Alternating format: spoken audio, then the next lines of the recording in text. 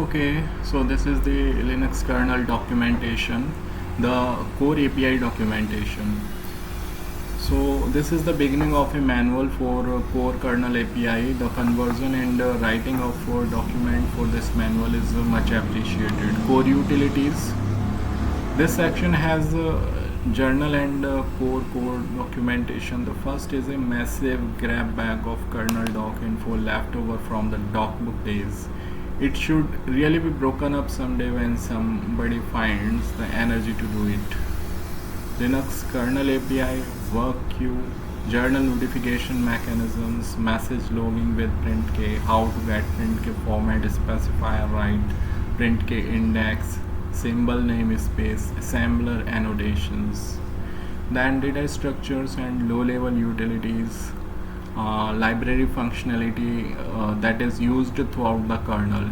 Everything you never wanted to know about k objects, k sets, and k types. Adding reference counter k refs to kernel objects. Generic associative array implementation, X array, maple tree, ID allocation, circular buffers, red black trees, RB trees in Linux, general radix trees, sparse array, generic bit field packing and unpacking functions, this CPU operations, k-time accessors, the error sect data type, atomic types, atomic bytops, low level entry and exit.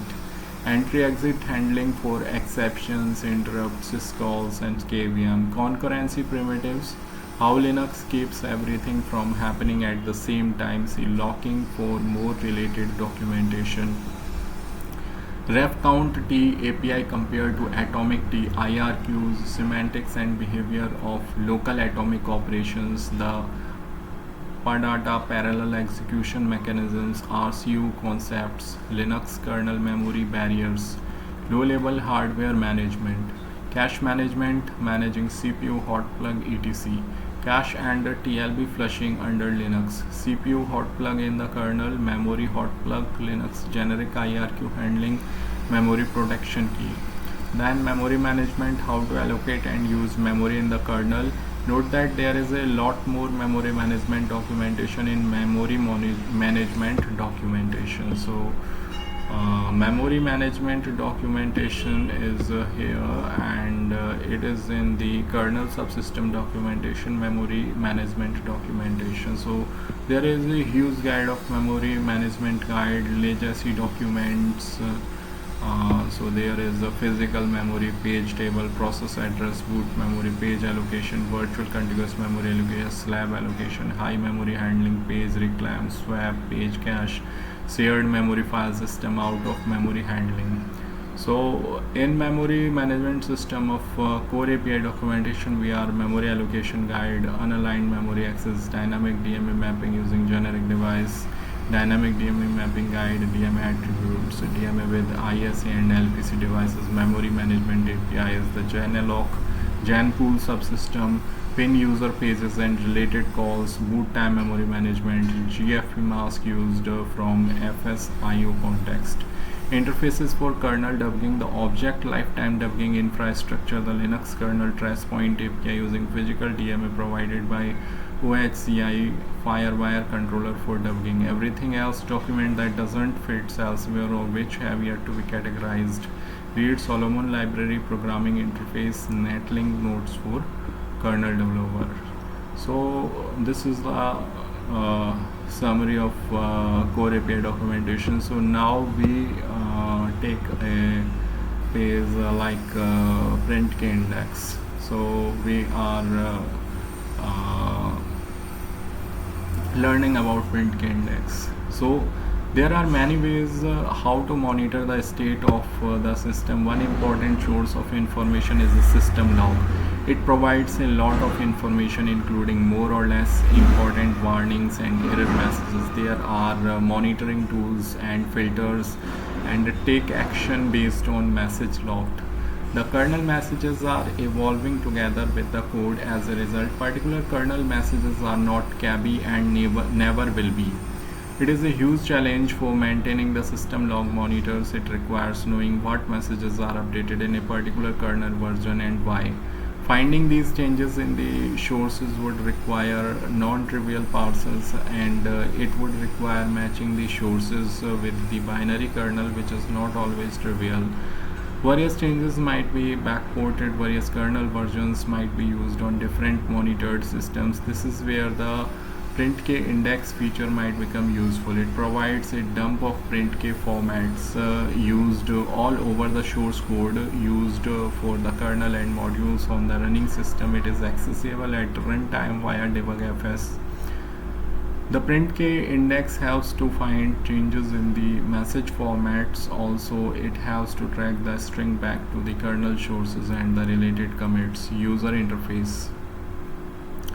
The index of printk formats are split into separate files. The files are named according to the binaries where the printk formats are built in. There is always VM Linux and optionally also modules. For example, syskernel debug printk index, VM Linux syskernel debug printk index, ext4 syskernel debug printk index, scsi mode. Note that only loaded modules are shown. Also, printk formats from a module might appear in VM Linux when the module is built in. The content is inspired by the dynamic debug interface and looks like head one as for VM Linux, right? Where the meaning is label. Log label value 0 to 7 for particular severity 1 as default, C as a continuous line without an explicit log label flags. Optional flags currently only C for current count. File name line, source file name and line number of the related printk call. Note that there are many wrappers, for example pl warn, pr warn once, dev warn. Function name where the printk call is used. Format string. The extra information makes it a bit harder to find differences between various kernels, especially the line number might change very often. On the other hand, it helps a lot to confirm that it is the same string or find the commit that is responsible for eventual changes. Printk is not a stable cabby. Several developers are afraid that exporting all these implementation details into the user space will transform particular printk call into cabby. But it is exactly the opposite. Printk calls must not be cabby, and the printk index helps user space tools to deal with this. Subsystem specific printk wrappers.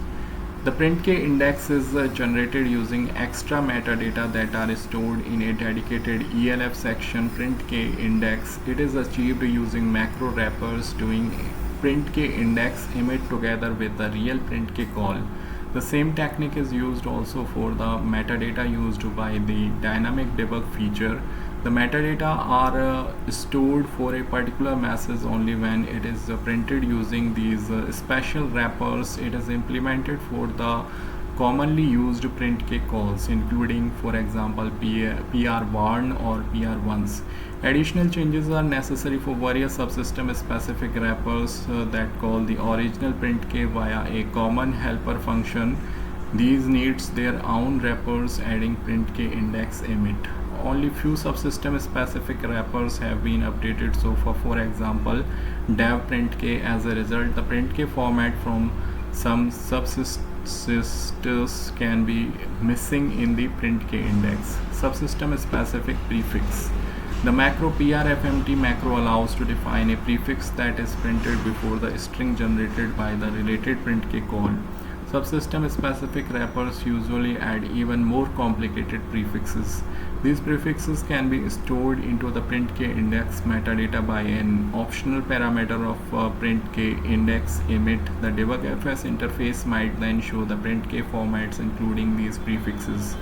For example, drivers ACPI OSL.c contains define prfmt fmt ACPI OSL fmt static int init ACPI no auto serialize setup char str ACPI GBL auto serialize methods equal to false. PR info auto serialization disabled, return 1. This results in the following print k index entry: 6 drivers ACPI OSL.C1410 ACPI no auto serialize setup ACPI auto serialize disabled. So we are given PR info auto serialize disabled. So ACPI no serialize ACPI auto serialize disabled. So this is printed here. It helps matching messages from the real log with the print key index. Then the source file name, line number and function name can be used to match the string with the source code. Okay, so we end here.